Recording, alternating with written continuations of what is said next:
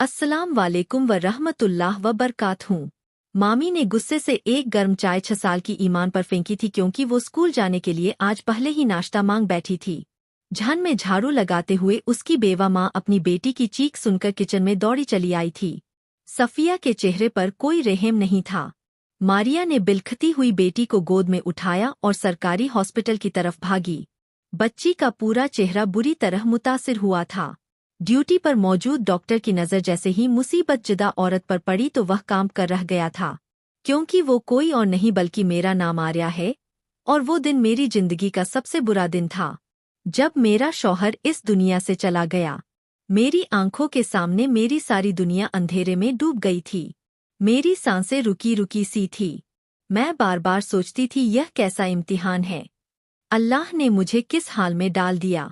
इससे पहले जिंदगी में रंग थे, खुशबू थी, दिल में सुकून था। मैं जानती थी कि मुश्किलात आती रहती है, लेकिन जब सातवें शौहर जैसा सच्चा साथी हो तो वो मुश्किलात आसान लगती है। हम जॉइंट फैमिली में रहते थे, सब लोग एक ही छत के नीचे, लेकिन मोहब्बतें कम ही थी। मुझे और मेरे शौहर को सबसे ज्यादा यह सुनने को मिलता कि तुम्हारी पहली औलाद बेटी क्यों हुई। खानदान वाले हमेशा यही ताने देते थे कि अगर बेटा होता तो तुम्हारी इज्जत कुछ और होती। मैं इन तानों को दिल पर लेती तो मेरा शौहर मुझे तसल्ली देता। वो कहता, अल्लाह ने हमें बेटी दी है तो यह हमारी किस्मत का सबसे हसीन तोहफा है। बेटी तो रहमत होती है। वो यह बात कहकर मुझे सहारा देता तो मेरा दिल मुतमीन हो जाता। लेकिन जब वह इस दुनिया से गया तो मैंने महसूस किया कि मेरा सहारा टूट गया है, मेरी कमर टूट गई है। मैंने फैसला किया कि अब मैं किसी और से शादी नहीं करूंगी। मैं अपनी बच्ची के साथ इसी घर में रहूंगी, इसी जगह जहां मेरे शौहर की यादें मौजूद है। लेकिन हालात ने मेरा यह फैसला तोड़ दिया। ससुराल वालों ने कहा कि हम तुम्हारा और तुम्हारी बेटी का बोझ क्यों उठाएं। अगर तुमने बेटा पैदा किया होता तो हम सोच भी सकते थे, लेकिन अब तुम्हारी इस बच्ची को हम क्यों पालें। तुम चाहती हो कि हम इसको बड़ा करें, फिर इसकी शादी करें और इसका खर्चा भी उठाएं। यह हमसे नहीं होगा। इस घर में अब तुम्हारा और तुम्हारी बेटी का कोई हक नहीं है। मैंने उनकी बातें सुनी तो दिल अंदर से चकनाचूर हो गया। मुझे ऐसा लगा जैसे जमीन मेरे कदमों तले से निकल गई है। मैंने सोचा कि यह वही लोग हैं जिनके साथ मैंने सालों गुजारे थे, जिनके लिए मैंने अपना वक्त दिया, अपना प्यार दिया। लेकिन आज यह मुझे यूं बेदखल कर रहे हैं जैसे मैं कोई अजनबी हूँ। वो कहते हैं कि माँ बाप ना रहे तो औरत का महका खत्म हो जाता है। मेरे लिए यह बात सच साबित हो गई। मेरे माँ बाप तो पहले ही इस दुनिया में नहीं थे। मेरी शादी के 2 साल के अंदर ही वो दोनों अल्लाह को प्यारे हो गए थे। बाबा पहले ही बहुत ज्यादा बीमार थे और माँ उनके गमे जल्दी ही चली गई थी। अब मेरे मैके का तो कोई वजूद ही नहीं रहा था। मेरे पास सिर्फ एक भाई था, लेकिन भाई का घर भी मेरा सहारा नहीं था। वहां पर जो औरत ब्याह कर आई थी यानी मेरी भाभी सफिया, वो कोई आम औरत नहीं थी। उसने मेरे भाई से दूसरी शादी की थी और अपने पहले शौहर और 3 बच्चों को छोड़कर आई थी। ऐसी औरत के दिल में किसी के लिए क्या रहम और क्या हमदर्दी होती। वो तो अपनी जगह बनाने के लिए हर वक्त मेरी बुराई ही करती रहती। वो हर वक्त यही दिखाती कि यह घर सिर्फ उसका है और बाकी सब पराया। उसके मेरे भाई से भी बेटे हुए थे और उनके होते हुए मेरी बेटी को कोई वक्त नहीं थी। मेरी बेटी उस वक्त 6 साल की थी, मासूम सी नन्ही सी, जो अपने बाप को याद करके रोती थी। वो कहती, अम्मी बाबा कहाँ गए हैं। मैं उसके मासूम सवालों का क्या जवाब देती। मेरा दिल टूट जाता। मैं उसे अपने सीने से लगाकर बस यही कहती कि बाबा अल्लाह के पास चले गए हैं। वो हमें देख रहे हैं, वो हमें दुआएं दे रहे हैं। लेकिन वो समझने के काबिल नहीं थी। वो रोती और बस अपने बाबा को पुकारती। उसके आंसू मुझे अंदर से जला देते थे। जब ससुराल वालों ने साफ कह दिया कि अब इस घर में तुम्हारी कोई जगह नहीं है, तो मेरे पास कोई रास्ता ना बचा। मैं मजबूर हो गई और मुझे अपने भाई के घर जाना पड़ा। मैं जानती थी कि वहां मेरे लिए मुश्किलात होंगी, लेकिन मेरे पास और कोई सहारा नहीं था।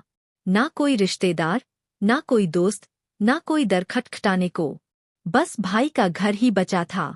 दिल में यह उम्मीद थी कि शायद भाई मुझे अपनी बहन समझकर मेरा साथ देगा। लेकिन हकीकत उसके बरक्स निकली। भाभी सफिया ने मेरे और मेरी बेटी के लिए दिल में कोई जगह ना बनाई। वो हर वक्त हमें यह जिताती रहती कि यह घर उसका है, हम उस पर बोझ हैं। वो छोटी छोटी बातों पर तंज करती। कभी कहती तुम्हारे शौहर ने तुम्हें संभाला नहीं, वरना आज यह हाल ना होता। कभी कहती अपनी बेटी को संभालो, कहीं मेरे बेटों पर नजर ना डाले। उसके अल्फाज खंजर की तरह मेरे दिल में उतरते। मैं खामोशी से सुनती रहती, क्योंकि बोलने का हक ही कहाँ था। मैं तो बेसहारा औरत थी। मेरे भाई की मजबूरी यह थी कि वह सफिया की हर बात मानता था। वो उसके सामने कभी कुछ ना कहता। वो यह भी जानता था कि मैं मुश्किल में हूँ, लेकिन वो अपनी बीवी को नाराज नहीं करना चाहता था, इसलिए मेरी बात सुनकर भी खामोश हो जाता। मेरा दुख यह था कि जिस भाई के लिए मैंने अपनी खुशियां कुर्बान की वो आज मेरे लिए एक लफ्ज तक ना बोला। वो बस सफिया की बात मानता रहा। मुझे यह सब सहना था क्योंकि मेरे पास जाने को और कोई जगह ना थी। मैंने अपनी बेटी को देखा और सोचा कि मैं इसके लिए सब बर्दाश्त कर लूंगी। मैंने अपने आंसू छुपाए, मैंने अपनी खुशियां कुर्बान की, लेकिन मैंने फैसला किया कि मैं अपनी बेटी को पढ़ाऊंगी और उसे इस काबिल बनाऊंगी कि वह किसी के रहमो करम पर ना रहे, वह अपने पैरों पर खड़ी हो सके। लेकिन यह सब ख्वाबों की तरह लगता था क्योंकि हालात मेरे खिलाफ थे। हर कदम पर रुकावट थी और हर रुकावट मेरे सब्र का इम्तिहान थी। यह था वो लम्हा जब मेरी जिंदगी का एक नया दौर शुरू हुआ। एक ऐसा दौर जहां ना शौहर का सहारा था, ना माँ बाप का प्यार, ना भाई का साथ था। बस मैं थी और मेरी 6 साल की बेटी थी। और एक लंबी कड़ी आजमाइश थी, जिसका सामना मुझे अकेले करना था। मुझे पता था इस घर में अगर रहना है तो मुझे अपने वजूद का जवाज खुद साबित करना होगा। मैं जानती थी मेरी भाभी का दिल जीतने का वाहिद रास्ता यह है कि मैं पूरे घर के कामकाज अपने हाथ में ले लूं। इसलिए मैंने अपनी मर्जी से लेकर ए से लेकर जेड तक सारे घर के काम अपने जिम्मे ले लिए। सुबह का नाश्ता हो, दोपहर का खाना हो या रात का सालन हो, सब कुछ मैं ही करती थी। बर्तन धोना, कपड़े धोना, किचन की सफाई, सहन झाड़ना, कमरे संवारना, बच्चों को संभालना, हत्ता कि छोटे मोटे काम भी मैं ही करती थी। मेरा दिन घर के कामों में गुजर जाता और मेरी रातें थकन से चूर होकर बिस्तर पर ढेर होने में खत्म होती। जब मैंने यह सब कुछ संभाल लिया तो रफ्ता रफ्ता मेरी भाभी ने मुझे थोड़ी सी इज्जत देनी शुरू कर दी। वह अब मेरे साथ रोज झगड़ा नहीं करती थी, ना ही मुझे ताने देती थी। वह खुश थी कि उसे कोई काम नहीं करना पड़ता। सारा बोझ मेरे कंधों पर था और वो आराम से अपनी मर्जी की जिंदगी गुजार रही थी। मेरे हाथों का खाना उसे पसंद आने लगा और वह खुद दूसरों के सामने मेरी तारीफ भी करने लगी कि मारिया खाना बहुत अच्छा बनाती है। लेकिन हकीकत यह थी कि इस सब के बीच मेरे पास अपनी बेटी के लिए बिल्कुल भी वक्त नहीं बचता था। मेरी बेटी दिन ब दिन बड़ी हो रही थी, लेकिन मैं उसके साथ बैठकर बात ना कर पाती, ना उसे प्यार कर पाती, ना उसके साथ खेल सकती थी, ना उसके दिल की बात सुन पाती। वो अक्सर चुपचाप कोने में बैठकर अपनी गुड़िया से खेलती रहती या फिर खिड़की से बाहर देखती रहती। कभी कभी मेरे पास आकर कहती अम्मी मेरे साथ बैठो, लेकिन मैं मजबूर थी। मैं उसे कहती बेटा अभी बहुत काम है, बाद में बैठूंगी, और वो मासूम सी आंखों से मेरी तरफ देखकर खामोश हो जाती। मेरा दिल कट कर रह जाता था, लेकिन हालात ऐसे थे कि मैं बेबस थी। भाई ने मेरे ऊपर एक एहसान जरूर किया। उसने मेरी बेटी को स्कूल में दाखिल करा दिया। चाहे वह सरकारी स्कूल ही था, लेकिन उसने कहा कि पढ़ाई से ही मुस्तकबिल बनता है। यह बात सुनकर मेरा दिल मुतम हो गया कि चलो कम से कम वो स्कूल तो जा रही है। सुबह सवेरे जब बच्चे स्कूल के लिए तैयार होते तो मैं भाभी के बच्चों को भी तैयार करती और अपनी बेटी को भी। फर्क यह था कि उनके कपड़े नए और साफ सुथरे होते, उनके जूते चमकते होते, उनके बैग रंग बिरंगे और किताबें नई खुशबू दे हुई होती, और मेरी बेटी पुराने कपड़े पहनती थी जो कभी उन्हीं बच्चों के थे। उसके जूते अक्सर पेबंद लगे हुए होते, उसका बैग भी पुराना होता और किताबें भी किसी और की इस्तेमालशुदा होती। मैं जब यह मंजर देखती तो दिल दुख से भर जाता था, लेकिन मेरी बेटी के चेहरे पर कभी शिकवा ना होता। वो खुशी खुशी स्कूल जाती थी। वो पुराने बैग को भी सीने से लगा लेती और कहती अम्मी देखे मेरा बैग कितना अच्छा है। उसके मासूम लफ्ज मेरे आंसू छुपा देते। मैं सोचती ये बच्ची कितनी साबिर है। अल्लाह इसे जरूर कामयाब करेगा। मैं दिल में दुआ करती कि या अल्लाह मुझे हिम्मत दे कि इसे पढ़ा लिखा कर इस काबिल बना सकूं कि यह किसी के सामने हाथ ना फैलाए, यह अपने पैरों पर खड़ी हो। मेरी बेटी की यह खुशमजाजी मेरे लिए ताकत का जरिया थी। मैं खुद को समझाती कि हालात चाहे जैसे भी हो, मैं इसे पढ़ाऊंगी। चाहे मुझे भूख बर्दाश्त करनी पड़े, चाहे मुझे दिन रात मेहनत करनी पड़े, लेकिन मैं इसे उस मुकाम पर जरूर ले जाऊंगी जहां यह अपने वजूद पर फक्र करे। वो दिन भी आते जब शौहर की याद शिद्दत से तड़पाती। मैं काम के दौरान कभी रुककर सोचती अगर वह जिंदा होता तो आज मुझे यह दिन ना देखना पड़ते। वो मेरी बेटी को सबसे अच्छे स्कूल में पढ़ाता, उसके लिए नई किताबें लाता, नए कपड़े लाता। लेकिन फिर यह ख्याल आता कि किस्मत के फैसलों के आगे इंसान क्या कर सकता है। अल्लाह ने यही मुकद्दर लिखा था और मुझे इसे ही झेलना था। भाभी की अपनी रूटीन बिल्कुल अलग थी। वह सुबह देर से उठती थी लेकिन उसके लिए पहले ही नाश्ता तैयार होता। उसकी पसंद की डिश, उसकी पसंद का जूस, हर चीज उसके सामने रखी होती। वो आराम से नाश्ता करती फिर दोबारा सो जाती। इस दौरान घर का हर छोटा बड़ा काम मेरे सर पर होता। वो सिर्फ हुक्म देती कि आज खाने में यह बनाना है, आज सालन के साथ यह चीज होनी चाहिए, और मैं उसके कहने पर वही सब बनाती। मुझे अपने लिए कभी कुछ बनाने का ख्याल भी ना आता। जो बच जाता था वही खा लेती थी। कपड़े धोना, बर्तन मांजना, झाड़ू पोछा करना सब मेरी जिम्मेदारी थी। कभी किचन में खड़े खड़े मेरे पाँव सूज जाते, कभी बर्तन धोते धोते हाथों में छाले भर जाते, लेकिन मैं खामोश रहती। मैं सोचती चलो ठीक है, कम से कम मुझे और मेरी बेटी को 2 वक्त की रोटी तो मिल रही है और छत तो नसीब है। उसके साथ साथ बेटी को तालीम भी मिल रही है। यही मेरे लिए सबसे बड़ी नेमत थी। मैं खुद को यही कहकर तसल्ली देती कि यह सब वक्त जाया नहीं जाएगा। यह एक दिन मेरी बेटी के रोशन मुस्तकबिल की बुनियाद बनेगी। अक्सर दिल में यह ख्याल आता अगर मैं यही मेहनत किसी और के घर में करती नौकरानी या खानसामा बनकर तो मुझे कुछ पैसे तो मिलते और उन्हीं पैसों से मैं अपना और अपनी बेटी का गुजारा कर लेती। लेकिन उस वक्त मेरे दिमाग में यह बात आई ही नहीं। मैं बस यही सोचती रही कि भाई का घर ही मेरा सहारा है, यहीं रहना है, यहीं सब सहना है, यहीं से अपनी बेटी को पढ़ाना है। शायद यही तकदीर है मेरी, शायद यही मेरा नसीब है।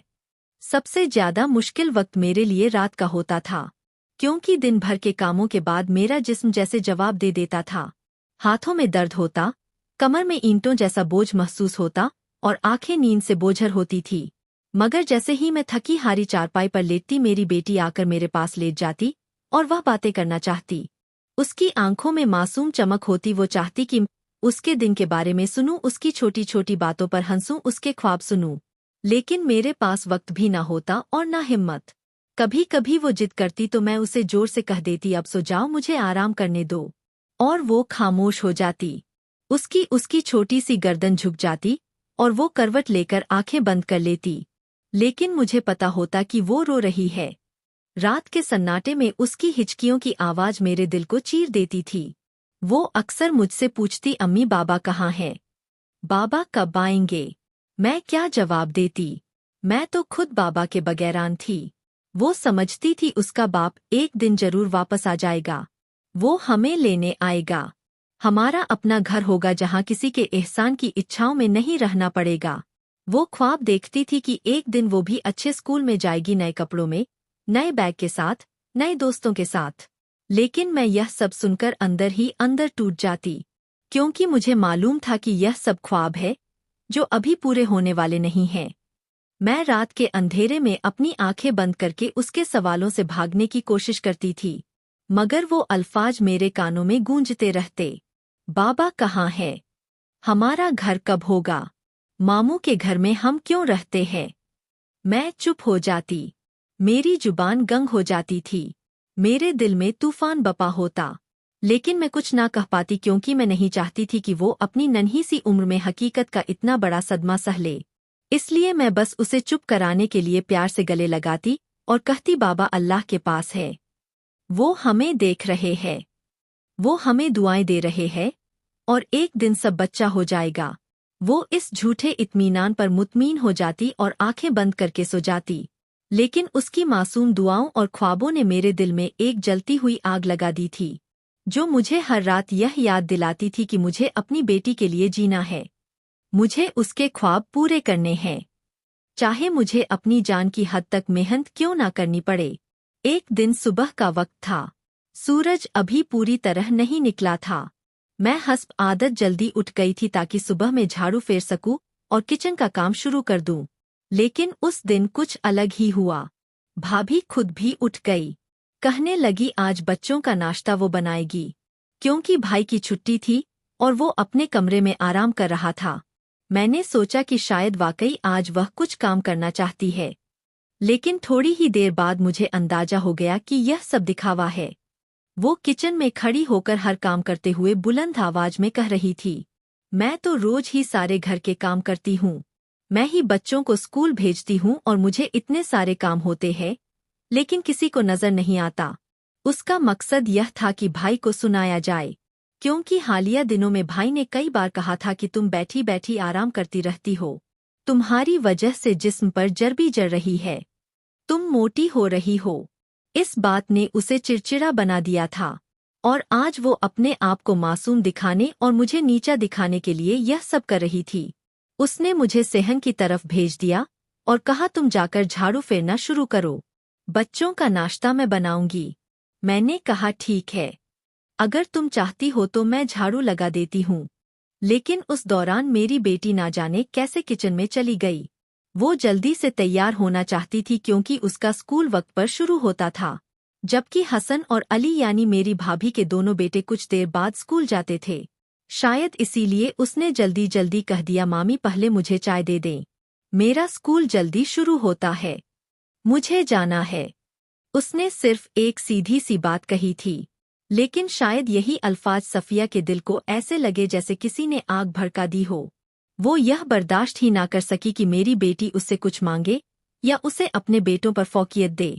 मैं सेहन में झाड़ू लगा रही थी। अचानक मेरी बेटी की चीख सुनाई दी। वो ऐसे चीखी थी कि मेरा दिल दहल गया। मैंने झाड़ू वहीं छोड़ दिया। दौड़ती हुई अंदर किचन में पहुंची तो जो मंजर मेरी आंखों के सामने था उसने मेरे वजूद को हिला कर रख दिया। मेरी मासूम बेटी का चेहरा लाल सुर्ख हो चुका था और वो दोनों हाथों से अपना चेहरा पकड़कर तड़प रही थी। मैं समझ गई कि सफिया ने गुस्से में आकर गर्म चाय की प्याली उसके चेहरे पर अंडेल दी है। मेरी बेटी की जिल्द झुलस गई थी। उसकी चीखें किचन में गूंज रही थी। लेकिन सबसे ज्यादा अफसोस की बात यह थी कि सफिया के चेहरे पर ना कोई पछतावा था, ना कोई नदामत, बल्कि उसके होठों पर एक सख्ती थी, जैसे उसने यह सब जानबूझकर किया हो। उसके लहजे में गुस्सा और आंखों में सख्ती थी। वो बिल्कुल मुतमन दिखाई दे रही थी, जैसे उसे यकीन था कि कोई उसके खिलाफ कुछ नहीं कहेगा। मेरा दिल दहल गया। मैं रोई चिल्लाई अपनी बेटी को गोद में उठाने लगी। उसके चेहरे पर छाले पड़ने लगे थे। वो दर्द से बिलक रही थी और मुझे देखकर कह रही थी, अम्मी अम्मी बहुत दर्द हो रहा है। मैं बेबसी से कांप रही थी। मेरी आंखों से आंसू बह निकले। मैंने चीख कर भाई को पुकारा, लेकिन वो अपने कमरे से बाहर न आया। शायद वो सब कुछ सुन रहा था, लेकिन उसने खुद को बाहर आने की जहमत नहीं दी। शायद वह सफिया को नाराज नहीं करना चाहता था, या शायद उसने यह सब नजरअंदाज करने का फैसला कर लिया था। लेकिन मेरे लिए यह लम्हा मेरी जिंदगी का सबसे बुरा लम्हा बन गया था। मैंने सोचे बगैर अपनी बेटी को गोद में उठाया, नंगे पांव अस्पताल की तरफ भागने लगी। मेरा दिल जोर जोर से धड़क रहा था। मेरे कदम जमीन पर पड़ रहे थे, लेकिन मुझे होश नहीं था कि कहाँ जा रही हूँ और कैसे जा रही हूँ। मेरे जेहन में सिर्फ एक ही बात थी कि जल्दी से इसे सरकारी अस्पताल पहुंचाओ, वरना कुछ बड़ा नुकसान हो जाएगा। उसका चेहरा मेरी गोद में था और वो दर्द से तड़प रही थी। मैं उसे सीने से लगाकर भाग रही थी। रास्ते में लोग मुझे देखते रहे। कुछ औरतें अफसोस भरी नजरों से देखती रही। कुछ ने सवाली निगाहों से पूछना चाहा कि क्या हुआ है, लेकिन मैंने किसी को जवाब देने का वक्त जाया नहीं किया। मेरे लिए बस यह जरूरी था कि मैं किसी तरह उसे डॉक्टर के पास ले जाऊं। मेरी जेब में पैसे तक नहीं थे, मेरे हाथ खाली थे। मैंने सोचा अगर अस्पताल वाले दवाई या इलाज के लिए कुछ मांगेंगे तो मैं क्या दूंगी। लेकिन उस वक्त मेरे दिल ने मुझे समझाया कि पहले पहुंच तो जाऊं, शायद अल्लाह कोई आसानी पैदा कर दे। मैं भागती रही। मेरा सांस फूल रहा था, लेकिन मेरे कदम रुकने का नाम नहीं ले रहे थे। मैंने अपनी बेटी की जलती हुई सूरत को देखा तो मेरी आंखों के सामने अंधेरा छा गया। वो चीख रही थी, अम्मी बचाओ, और मैं बेबसी के आलम में उसकी चीखों को सुनकर अपने दिल पर पत्थर रख रही थी। मेरे कदमों के नीचे जमीन जैसे कांटों से भर गई थी। मैं भाग रही थी, लेकिन हर कदम मेरे लिए कयामत बन रहा था। यह वो दिन था जिसने मेरी हिम्मत, मेरी जान और मेरे वजूद को आजमा लिया था। यह मेरी जिंदगी का सबसे बुरा दिन था। एक ऐसा दिन जिसे सोचकर भी मेरी रूह कांप जाती है। मेरी किस्मत अच्छी थी कि जैसे ही मैं अस्पताल में दाखिल हुई, सामने ही एक डॉक्टर खड़ा था। मैंने दौड़ते हुए कहा, मेरी मदद करो, मेरी बच्ची जल गई है। वो डॉक्टर फौरन मेरी तरफ मुतवज्जो हुआ। जैसे ही उसने मेरी बेटी को देखा तो हैरान रह गया। उसके चेहरे के तासुरात बदल गए। फौरन बोला, इसे फौरन बर्न वार्ड में ले जाओ। मैं उसकी हालत देखकर खौफजदा हो गई थी, लेकिन जब उसने मुझे गौर से देखा तो एकदम ठटक गया और कहने लगा, मारिया तुम। और मैं हैरान रह गई, क्योंकि वो कोई और नहीं, मेरा सगा कज़न सलमान था, जिसे मैं कई साल से नहीं मिली। मुझे बिल्कुल खबर नहीं थी कि वो डॉक्टर बन गया है। मैं उस वक्त इतनी परेशान थी कि मुझे अपने रिश्ते की पहचान का भी होश ना रहा। मेरे दिल में बस एक ही बात थी कि किसी तरह मेरी बेटी बच जाए। सलमान ने फौरन नर्स को बुलाया और कहा, बच्ची को फर्स्ट एड दो। फिर वो मुझे तसल्ली देते हुए कहने लगा, फिक्र ना करो, वो सब ठीक हो जाएगा। मैं उसके अल्फाज सुनकर थोड़ा मुतमन हुई। उन्होंने मेरी बेटी को दवाई दी और उसके चेहरे पर मरहम रखा ताकि दर्द कम हो जाए। कुछ ही देर बाद वो मुझे वार्ड में ले गया और दिखाया कि वह सो रही है। अब वह तकलीफ में नहीं है। लेकिन फिर भी सलमान ने साफ साफ कहा कि चेहरे पर निशान रह जाएंगे। अलबत्ता यह उम्मीद है कि चौका उसकी उम्र अभी कम है, तो वक्त के साथ यह निशान मध्यम हो जाएंगे, और अगर ऐसा ना हुआ तो फिर सर्जरी करनी पड़ेगी। यह सुनकर मेरे दिल पर बोझ आ गया। मैं वहीं बैठकर रोने लगी। सलमान ने मुझे रोता देखकर कहा, हिम्मत करो, सब बेहतर हो जाएगा। फिर वो मेरे करीब बैठ गया और पूछने लगा, तुम्हारी शादी हो गई थी और यह बच्ची तुम्हारी ही है, तो तुम्हारा शौहर कहाँ है? मैंने आहिस्ता आवाज में कहा कि मैं बेवा हूँ, मेरा शौहर इस दुनिया में नहीं रहा।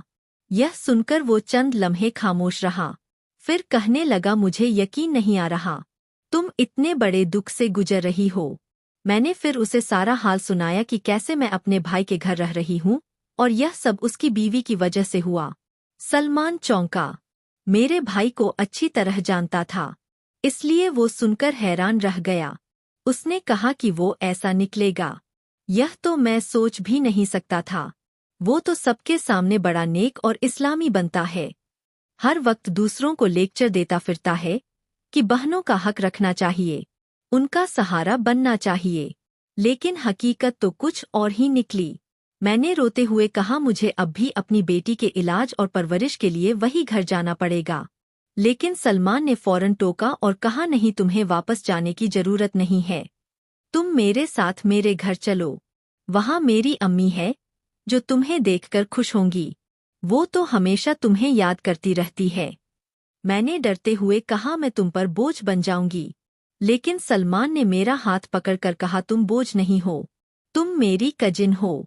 हर कजन का रिश्ता महेज नाम का नहीं होता, यह जिम्मेदारी भी है। कुछ ही देर बाद मेरी बेटी को मुकम्मल इलाज के लिए अस्पताल में दाखिल कर लिया गया। 3 दिन तक वो वहीं रही।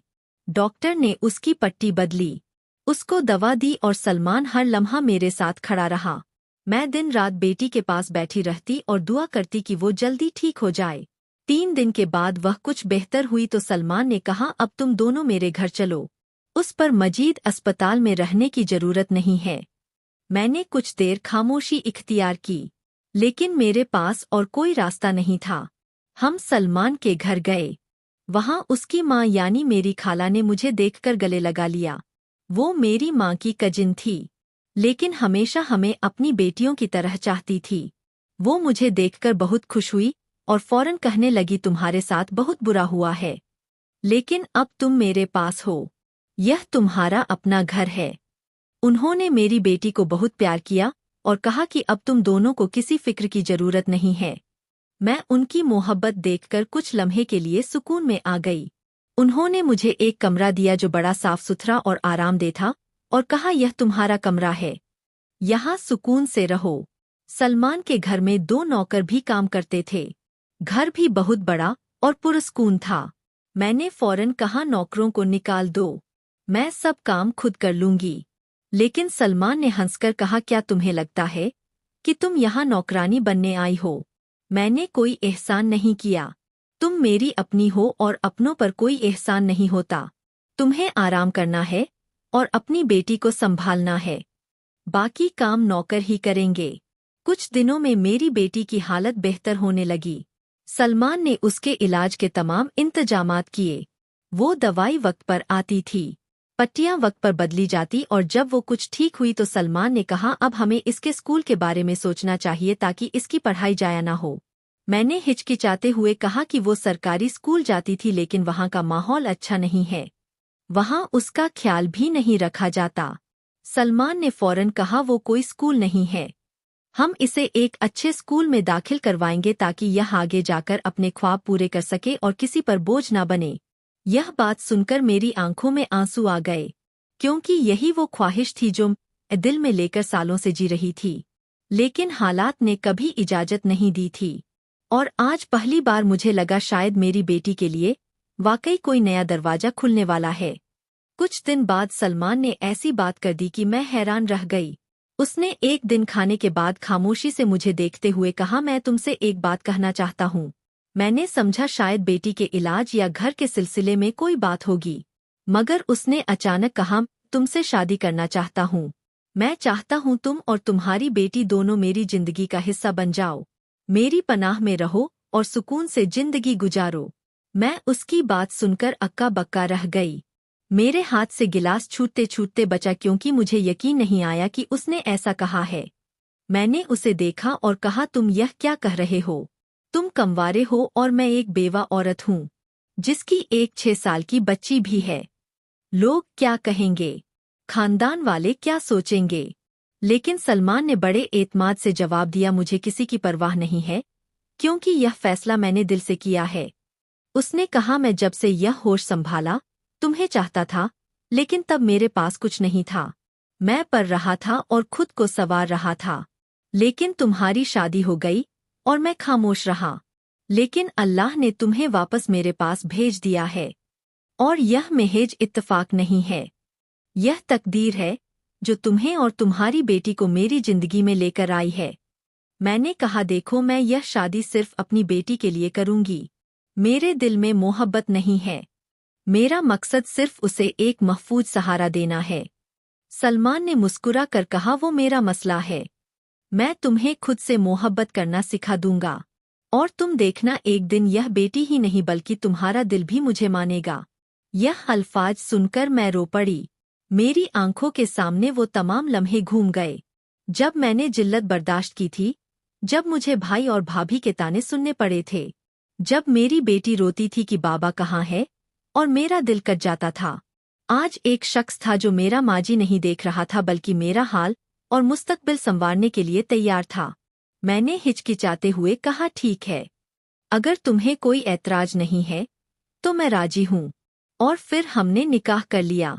निकाह का दिन बहुत सादा सा था, ना कोई बड़ा मजमा, ना कोई धूमधाम, बस चंद लोग और 2 गवाह थे।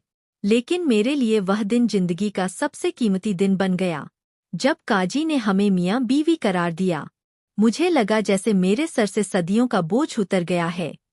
मेरी बेटी खुशी से सलमान के पास दौड़ गई। पहली बार उसने उसे बाबा कहा। वो मंजर देखकर मेरी आंखों से आंसू निकल गए और सलमान की आंखों में भी नमी थी। जब यह खबर भाई और भाभी तक पहुंची तो वह आग बगोला हो गए। भाभी ने ताना दिया कि वाह यह तो कमाल हुआ, कल तक जो हमारे घर में रहकर हमें ताने सुनाती थी, आज डॉक्टर की बीवी बन गई। सलमान ने उनकी तरफ देखा और कहा यह मेरी बीवी है, यह मेरा फक्र है और यह बेटी मेरी बेटी है। अगर तुम्हें यह बात हजम नहीं हो रही तो ना हो, लेकिन आइंदा तुम्हारी जुबान से उसके लिए कोई गलत लफ्ज नहीं निकलना चाहिए। मेरे भाई ने नजरें झुका ली क्योंकि वह जानता था कि सलमान के आगे कुछ कहने की हिम्मत नहीं थी। उस दिन के बाद मेरी जिंदगी वाकई बदल गई। सुबह होती तो मैं नए जज्बे के साथ उठती, शाम ढलती तो दिल में सुकून होता। घर वही था, मगर अब इसकी दीवारों में खुशबू थी।